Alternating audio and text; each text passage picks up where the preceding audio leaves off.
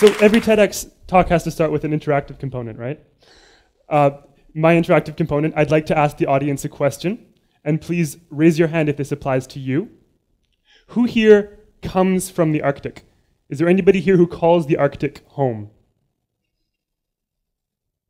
Okay, fair enough. Me neither. I come from the warm part of Canada, which actually does exist. And although I've spent a lot of time in different parts of the Arctic, while I'm there, I'm always a Kalunak. I'm a southerner. Second question, who here knows something about the Arctic? Who here has had conversations about the Arctic, or maybe learned about it in a class? Just raise your hand. Awesome, that's great. So we've got some really good ideas in this room about what the Arctic is. But because none of us are actually from there, those ideas may not be grounded in the realities of the Arctic. And when I started planning this talk, I was talking to some of my friends at home, and they're like, yeah, Graham, it's about the Arctic, right? I talk about the Arctic a lot. Sometimes it's to them. Sometimes it's to innocent strangers. But whenever I'm having a conversation with somebody who hasn't been to the Arctic, I typically end up having one of two conversations. And the first conversation I call the polar bear conversation. And I imagine that it looks a little bit like this. Aww. And this conversation revolves around cute polar bears or baby seals or icebergs or something that's in grave danger. And the person that I'm talking to is genuinely worried about the welfare of that thing, but in sort of a remote sense. The second conversation I often have with people who have not been to the Arctic is the last frontier conversation, which I imagine looks a little bit like this. And this is usually a much more optimistic conversation. It looks at the Arctic as this big adventure that we're going to have together. And I hear about the Northwest Passage opening up as the ice melts, the opportunities for trade and for mining and for oil development. And there are elements of truth in both of these conversations. I don't want to downgrade them, but in my experience of the Arctic, it's such a dynamic and complex and vulnerable and really magical place that these two conversations alone don't do it justice. And so today, I'm hoping that we can go a little bit deeper, and today I'm hoping to talk about the difference between these two polarized conversations and the conversations that we need to start having about the Arctic. And it's worth noting that the Arctic has been ignored by most of us for most of history, which is not that surprising if you think about it. I learned this spring how much DC folk really, really don't like the snow. And so I don't think many of us right now would will 6 months of permafrost and darkness on ourselves. I see nods. But like it or not, we've started having a global conversation about the Arctic much more frequently in the last 10 years or so. And why we've started talking about the Arctic is a little bit worrying. As we've heard today already, it's about climate change, which happens twice as fast in the Arctic as the rest of the world. And so what that means is that Arctic environments are changing at least twice as quickly as the rest of the world. I remember in my first time to the Arctic, I was traveling with a botanist. And at one point we went for a hike up to a glacier. And I remember watching the botanist kneel down to pluck a flower. And she sort of looked at the flower and frowned at it and pressed it and then put it into her book, into her bag. And I later found out that in the thousands of years of occupation of that part of the Arctic, that flower had never been seen so far north. And so living in the Arctic often means living the impacts of really rapid climate change in a way that we down south can't understand yet. The theme of this conference is our global future, and so how does this affect the globe? There's lots of implications. Last year I met a man named Ronnie Jumeau from the Seychelles, and Seychelles is an archipelago of flat islands in the Indian Ocean. And Ronnie had come all the way from his island home to tell us about how, as our glaciers were melting, his home was literally being lapped away by rising sea levels. So these effects are very real for everyone's lives. And you'd think that a sane policy response to this would be, well, let's do something about it and let's attack the source of the problem. But a lot of the time what gets us excited about a melting Arctic is the second conversation.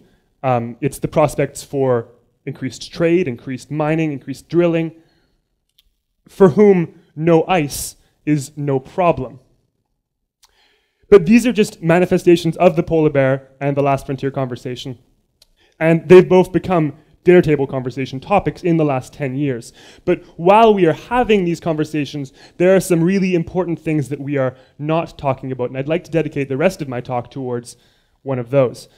That is the people who live in the Arctic and how these issues are affecting their lives. A great example of this is Nunavut.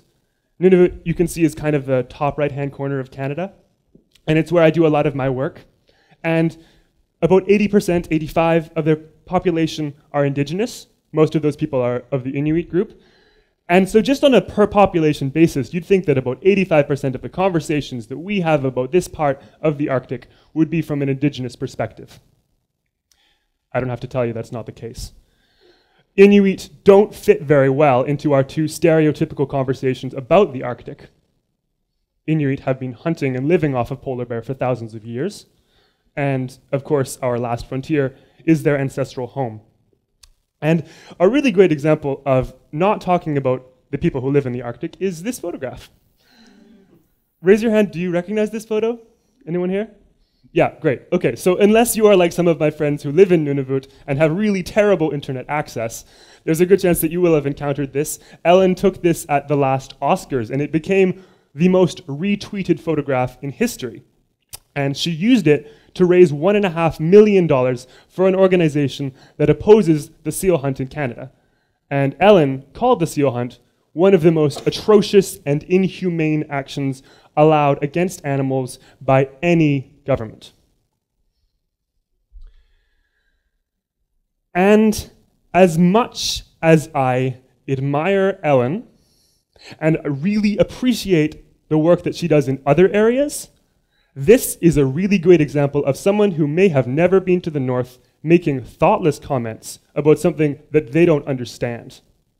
Because the reality is, Inuit have been hunting seal for thousands of years. We could learn a lot from their sustainable resource management. The reality is that every part of the seal is used.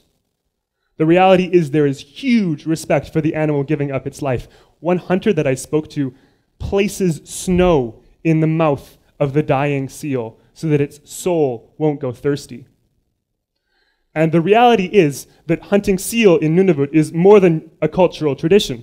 It's about survival, because things have to be flown into a lot of these communities that are suffering from crushing poverty, and the result is that southern foods like flour and beef often costs more than 3 times as much. And so the result is chronic food insecurity and dependence on foods like the seal. This is a conversation that we need to start having about the Arctic. Fortunately, Inuit have been hitting back. These incredible images are called selfies, and they're photos of they're great. They're photos of Inuit celebrating their way of life by dressing in traditional sealskin clothing, and there have been hundreds of these appearing across the Arctic in the last month or so in response to Ellen's comments. #selfie, I really encourage you to look it up.